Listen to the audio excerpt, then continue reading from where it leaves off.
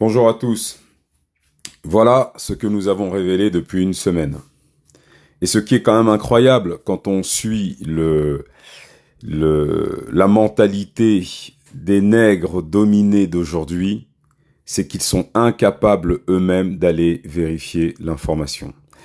Les moins de 25 ans africains, noirs, qui ont reçu cette information, ils sont 80% à être allés vérifier.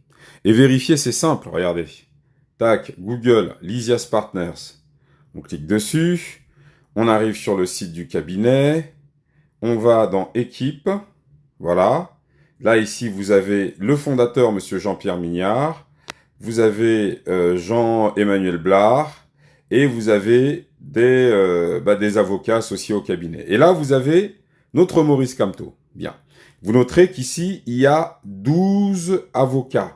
D'accord? Ils sont 12. D'accord? On va cliquer sur celui qui nous intéresse, celui-là, Maurice Kamto. On arrive sur sa page. Consultant, Maurice Kamto est agrégé de droit public, ancien ministre délégué à la justice au Cameroun, membre de la Société française, eh oui, membre de la Société française de droit international. Déjà, ici, vous avez un premier indicateur. Il est membre de la Société française de droit international. Ensuite, ce qui n'est pas un crime, mais on continue. Langue française, vous avez sa tête. Et activité dominante. Voilà, activité dominante. Est-ce qu'on a besoin de vous expliquer ce que ça veut dire? C'est pas grave. On continue. Contentieux international. Voilà, ça, ce sont ces activités dominantes. On va dessus. Contentieux international. Ici, nous avons... D'ailleurs, Maurice Kamto lui-même le dit qu'il est intervenu au Niger, au Cameroun, Nigeria. Donc ça, c'était le conflit de Bakassi.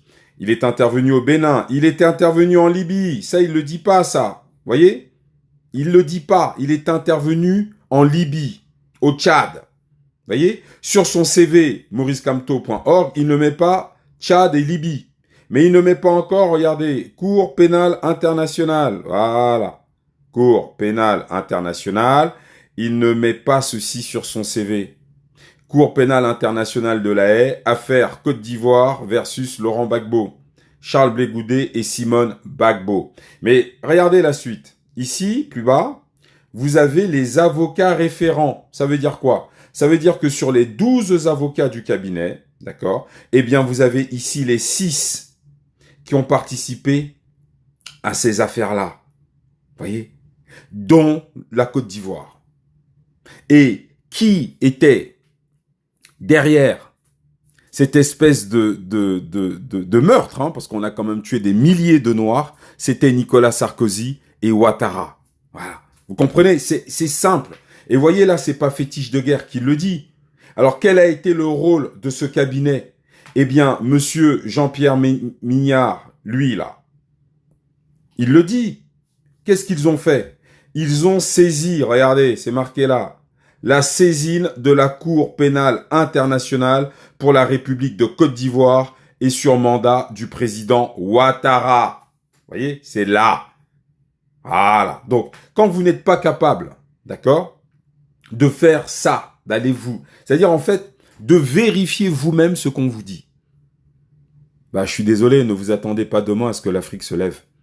Quand on n'est pas capable d'aller vérifier une information, quand on se contente d'écouter des débats, mais, pour voir à la fin, ouais, moi je trouve que fétiche. Non, foutez-moi la paix. On vous apporte des informations. Si vous êtes utile pour l'Afrique, vous irez vérifier ces informations.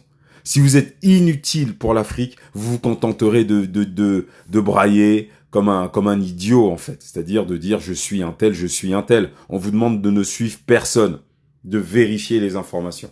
Voilà, ça a duré 3 minutes et j'espère que ça vous a permis d'être moins idiot.